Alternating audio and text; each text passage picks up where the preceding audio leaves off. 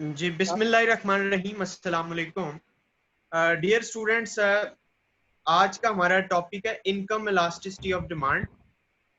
हम देखेंगे कि इनकम इलास्टिसिटी ऑफ डिमांड क्या होती है और उसको मेजर कैसे करते हैं और उसकी प्रैक्टिकल एप्लीकेशन क्या है। तो the topic is in front of your screen, income elasticity of demand. ये आज का हमारा टॉपिक है। आप इसका बेशक स्क्रीनशॉट ले लें या मैं आपके ग्रुप में भी इसको शेयर कर दूंगा। अब हम बाकायदा तौर पे इस टॉपिक को स्टार्ट कर रहे हैं। आप काइंडली अपने माइक भी ओपन रखिएगा बेशक, ताकि आपका कोई क्वेश्चन हो तो साथ साथ पूछते जाइएगा। सबसे पहले हम बढ़ रहे हैं डेफिनेशन की तरफ।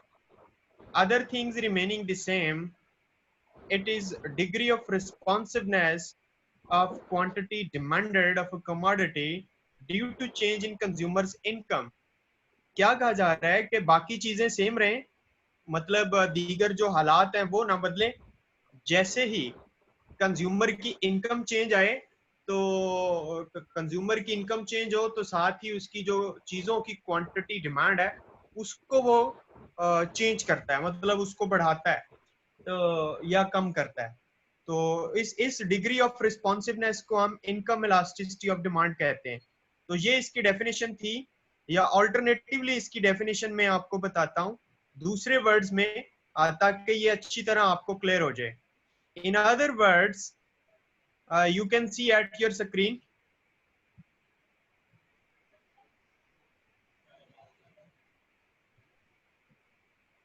in other words, income elasticity of demand measures by how much the quantity demanded changes with respect to change in income। यानी इनकम में चेंज की वजह से किस एक्सटेंट तक क्वांटिटी डिमांड बढ़ाई जाती है कंज्यूमर्स की तरफ से, ये भी डेफिनेशन में हम कंसिडर कर सकते हैं इन वर्ड्स को भी इनकम इलास्टिसिटी ऑफ डिमांड की डेफिनेशन में। ठीक है, तो इज इट क्लियर? अगर ये क्लियर है तो फिर मैं आगे की तरफ बढ़ता हूँ। Yes, sir, clear. Now look at it. If we talk about the mathematical expression of income elasticity of demand, so mathematically income elasticity of demand is represented as income elasticity of demand is equal to percentage change in quantity demanded divided by percentage change in income। क्या मतलब है इसका कि percentage change in income की वजह से percentage change आता है क्वांटिटी डिमांडेड में, जिसको हम इनकम इलास्टिसिटी ऑफ डिमांड कहते हैं अगर हम उनकी रेशियो को फाइंड कर लें तो। सिंबॉलिकली फॉर्मूले को मैथमेटिकली जब हम कैलकुलेट करने जाते हैं तो हम इस तरह लिखते हैं, del Q over del Y multiply by Y over Q. अब इसमें जो ई वाई है, EY का मतलब है elasticity of demand, income elasticity of demand. EY का मतलब क्या? Income elasticity of demand. And Q mean quantity, original quantity demanded, यानी जो पहले थी, शुरू में जो क्वांटिटी डिमांडेड थी पहली प्राइस पे। और डेल Q का मतलब है change in quantity demanded. Y mean original consumers income and del Y mean change in consumers income। So hope so you understand about even the formula of income elasticity of demand। Is it clear to all of you? Yes, sir. Okay, let me proceed further slide. Let me consider an example. A practical example is in front at your screen. Suppose that the initial income of a person is rupees 2000। Basically हम late करते हैं कि किसी person की income 2000 है and quantity demanded for the commodity by him is 20 units, और वो 2000 से 20 यूनिट क्वांटिटी डिमांड करता है किसी भी चीज की। When his income increases to 3000, जब उसकी इनकम 2000 से 3000 हो जाती, quantity demanded by him also increases to 40 units. तो जो क्वांटिटी डिमांड है वो 20 यूनिट से बढ़ा के क्या कर देता है, वो 20 यूनिट से बढ़ा के उसको 40 यूनिट कर देता है। और इनकम जो थी वो चेंज होके उसकी 2000 से 3000 होती है। ठीक है, find out the income elasticity of demand. अब अगर ये एक प्रैक्टिकल एग्जांपल है, और इस प्रैक्टिकल एग्जांपल में अगर हमने इस पर्सन की इनकम इलास्टिसिटी को फाइंड करना है तो I am going to show you the working और सोल्यूशन ऑफ दिस प्रॉब्लम। अब यहाँ पे जो टोटल जो यूनिट्स थे,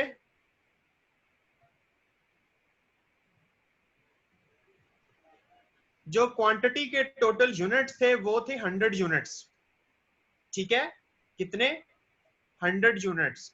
और जो चेंज आ रहा है, जो चेंज आ रहा है यूनिट्स में, वो 40 और 20 का चेंज है। 40 और 20 का डिफरेंस कितने का है? 20 का डिफरेंस है। और जो वाई थी, बेसिकली जो वाई थी कंज्यूमर की, वो 2000 रुपीज 2000 थी। इसी तरह अगर हम चेंज की बात करें डेल वाई की, तो चेंज उसकी बेसिकली 2000 इनकम थी, और जो बाद में इनकम उसकी चेंज होके हुई एट द एंड वो 3000 थी। तो 2000 से 3000 तक उसका चेंज कितना आया इनकम का? 1000 का चेंज आया। ठीक है, अब हमने डेल क्यू भी फाइंड कर लिया, डेल वाई भी हमें पता चल गया, ये डेल वाई है 1000, ये डेल वाई है। ठीक है, इसी तरह ये जो यूनिट्स में चेंज आया वो 20 यूनिट्स का है, तो वो उसको हम डेल क्यू कहते हैं। ठीक है, जो बेसिक हमारे पास इनकम थी वो 2000 थी, तो बेसिक इनकम को हम फार्मूला में इस जगह पे पुट कर देंगे, वाई की जगह पे। ठीक है, और जो बेसिक क्वांटिटी थी हमारे पास, वो बेसिक जो क्यू था, क्वांटिटी थी वो 100 यूनिट्स थी या 1000 यूनिट्स थी। ठीक है, बेसिक जो क्वांटिटी है वो हम यहाँ पुट कर देंगे। इसको पुट करने के बाद जब हम सिंपली कैलकुलेटर से कैलकुलेट करेंगे तो हमारे पास 2% आएगा, और ये 2% चेंज आया है। इसको हम कहते हैं income elasticity of demand. Increase in 1000 income, I 1% in income leads to a rise of 2% in quantity demanded। इसका मतलब क्या निकला कि जब 1% चेंज आएगा क्वांटिटी, अपना 1% चेंज आएगा इनकम में, तो क्वांटिटी डिमांडेड में उसके बदले में 2% चेंज आया। ठीक है, तो ये एग्जांपल जो थी, इसका सॉल्यूशन मैनुअल मैंने आपको आपके साथ डिस्कस किया, तो आपको ये क्लियर है? Is it clear to you? Yes. बात करें types of income elasticity of demand की। Types of income elasticity of demand, देखो इसमें पहली टाइप है positive income elasticity of demand. तब होती है जब income elasticity of demand greater than zero हो, मतलब जीरो से बड़ा होगा तो डेफिनेटली वो पॉजिटिव होती है। अब जब ये पॉजिटिव होती, तो पॉजिटिव की आगे तीन टाइप्स हैं। क्या? कि एक इनकम इलास्टिसिटी जब ग्रेटर देन यूनिटी होती है, हम कहते हैं कि income elasticity of demand greater than 1, इस तरह हम लिखते हैं। दूसरा, income elasticity of demand equal to unity भी होती है, जिसे हम कहते हैं E Y is equal to 1। इसी तरह income elasticity less than unity भी होती है, जिसे हम कहते हैं ई वाई लेस देन 1। ठीक है, ये तीन इसकी कंडीशंस होती हैं जब पॉजिटिव की, greater than 1, equal to 1 and less than 1। अब यहाँ पे ग्रेटर देन 1 को हम कहते हैं कि more elastic demand due to income, equal to 1 को कहते हैं हम यूनिटरी इलास्टिक, और लेस देन 1 को हम कहते हैं लेस इलास्टिक। ठीक है ना, तो ये पहली टाइप आ गई। दूसरी टाइप है negative income elasticity of demand, यानी जब income elasticity of demand less than zero होती है तो हम उसको नेगेटिव कहते हैं। अब आप सवाल ये करेंगे कि सर अब इनकम इलास्टिसिटी ऑफ डिमांड जो है वो नेगेटिव कैसे हो सकती है? क्योंकि लोगों की इनकम बढ़े, लोगों की, अपने माइक ओपन कर लीजिएगा, क्योंकि लोगों की इनकम जो है वो बढ़े तो लोग कंजम्पशन बढ़ाते हैं, तो ये नेगेटिव में कैसी चले जाएगी? नेगेटिव का तो मतलब ये है कि जब इनकम बढ़ेगी तो लोग कंजम्पशन बढ़ा देंगे। क्या ऐसा पॉसिबल है? जी, income elasticity of demand negative possible है? Have you question?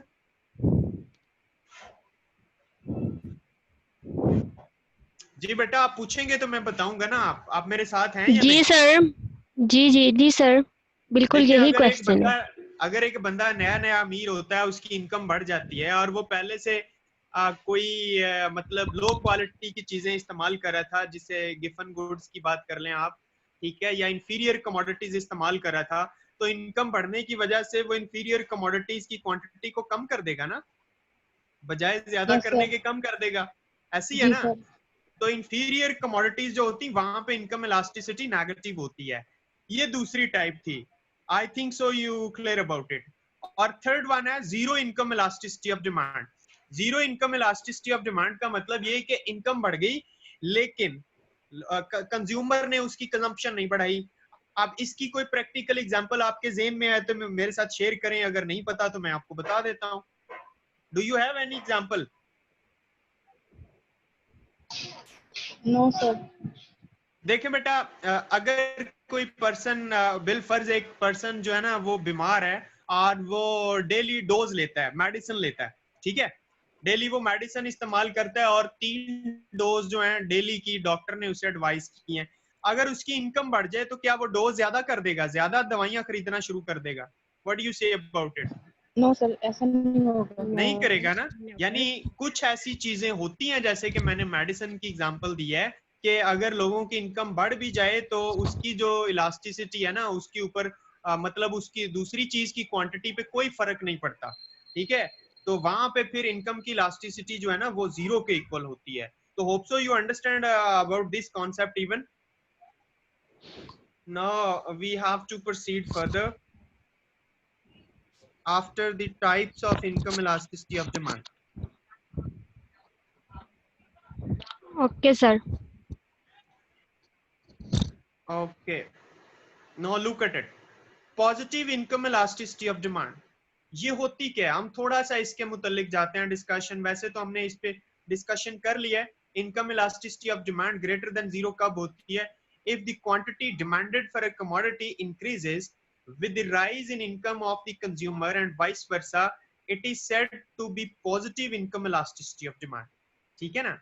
क्या कह रहा है कि quantity demanded for a commodity जब इंक्रीज करती है with the rise in income of a consumer, और इसी तरह इनकम के कम होने की वजह से जो क्वांटिटी डिमांडेड है वो भी डिक्रीज करेगी, तो इसको हम positive income elasticity of demand कहते हैं। For example, as the income of consumer increases they consume more of superior यानी luxurious goods.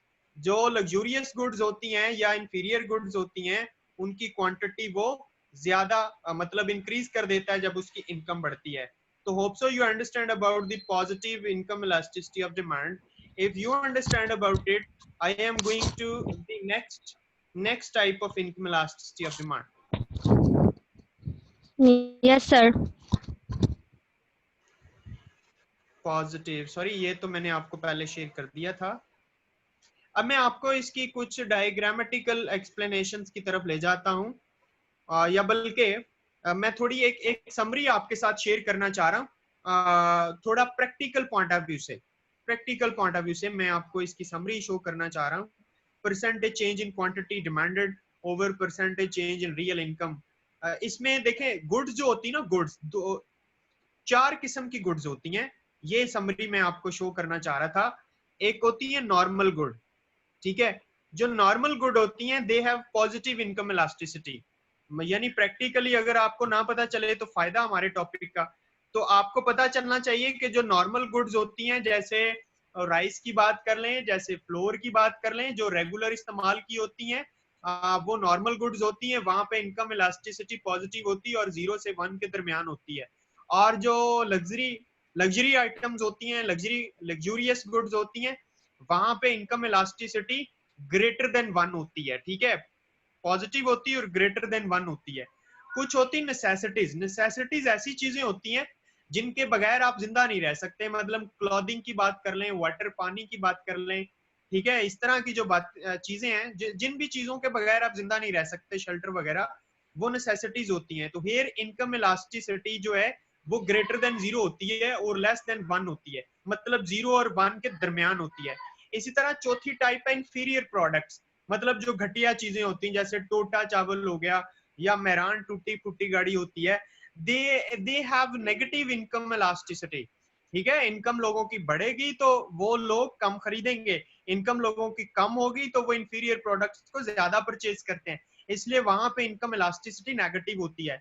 Inferior goods are counter cyclical goods. Counter cyclical goods भी इन्हीं को कहते हैं। Products whose demand varies inversely to the macroeconomic cycle, ठीक है, demand rises in down turn. तो आपको थोड़ा सा प्रैक्टिकली अंदाजा हुआ इनकम इलास्टिसिटी ऑफ डिमांड का और डिफरेंट टाइप्स ऑफ गुड्स का और उनकी जो इंटेंसिटी है इलास्टिसिटी की। Do you clear about it? Yes, sir. Yes, sir. Yes, sir. Okay, अब मैं आपको थोड़ा सा डायग्रामेटिकल इसकी एक्सप्लेनेशन दिखा दूं। स्लाइड्स जाहिर बात है आपको थोड़ा सा आपको इलास्टिक और लेस इलास्टिक का पता होना चाहिए। अब अगर आप इस डायग्राम को देखो तो over here in this diagram the curve is little bit flatter. Percentage change in quantity demanded for a commodity is greater than percentage change in income. यानी ये जो क्वांटिटी का चेंज है ये देखें ये ज्यादा गैप है और ये जो इनकम का गैप है ये थोड़ा गैप है, ये ऊपर अगर आप देखें तो ठीक है। यानी क्वांटिटी डिमांड में ज्यादा चेंज आ रहा है लेकिन इनकम में कम चेंज आ रहा है। तो यहाँ पे इनकम इलास्टिसिटी ग्रेटर देन 1 होगी और इसका जो डिमांड कर्व बनेगा वो फ्लैटर लिटिल बिट बनेगा। तो आपको जरा इसकी शक्ल समझ आई है? इलास्टिसिटी जब ग्रेटर देन 1 होती है आपको इसकी डायग्राम की शक्ल समझ आई आपको? Yes, sir. Okay, yes sir. No यहाँ पे दूसरी जो नेक्स्ट स्लाइड है जिसमें income elasticity equal to unity होती है, इसका मतलब क्या है कि जितनी आपकी क्वांटिटी डिमांड बढ़ती है उतना ही पोर्शन जो है आपकी इनकम का बढ़ता है। जिस परसेंटेज से इनकम में चेंज आता है उसी परसेंटेज से क्वांटिटी डिमांडेड में चेंज आता है। मतलब 10 डिवाइडेड बाय 10, तो वहां पे फिर इलास्टिसिटी क्या हो जाएगी? 1 हो जाएगी। इसलिए हम कहते हैं कि ये कर्व अगर आप देखें तो ना ये स्टीपर है और ना ये फ्लैटर है, ठीक है। ये बिल्कुल यूनिटरी इलास्टिसिटी को शो कर रहा है। तो इसके बारे में भी होप सो कि आपको क्लियर हो गया होगा। Now I am going to share you next one diagrammatical explanation of the income elasticity of demand. अब आप ये जो आपकी स्क्रीन पे आ रहा है income elasticity less than unity, इसमें अगर आप देखें तो आपका जो कर्व है ये स्टीपर है। स्टीपर क्या मतलब है इसका? अगर आप देखें तो इनकम में ज्यादा चेंज है, ठीक है, लेकिन जो क्वांटिटी डिमांडेड है उसमें लिटिल बिट चेंज है, थोड़ा चेंज आ रहा है। तो जब percentage change in quantity demanded for a commodity less so as compare to percentage change in income of a consumer, तो वहां पे इनकम इलास्टिसिटी लेस देन 1 होती है और कर्व जो है वो कंपैरेटिवली स्टीपर बनता है। तो आपको ये बात भी क्लियर हो गई है? Yes, sir. ओके, अब जो नेगेटिव वाली मैं बात आपसे कर रहा था, जो मैं आपसे नेगेटिव वाली बात कर रहा था कि negative income elasticity of demand, अब नेगेटिव का जो कर्व है, नेगेटिव कर्व इस तरह बनता है जैसे ये बन रहा है। तो इसकी एग्जांपल मैं आपको पहले ही दे चुका हूं। यहाँ पे ये कि क्वांटिटी डिमांडेड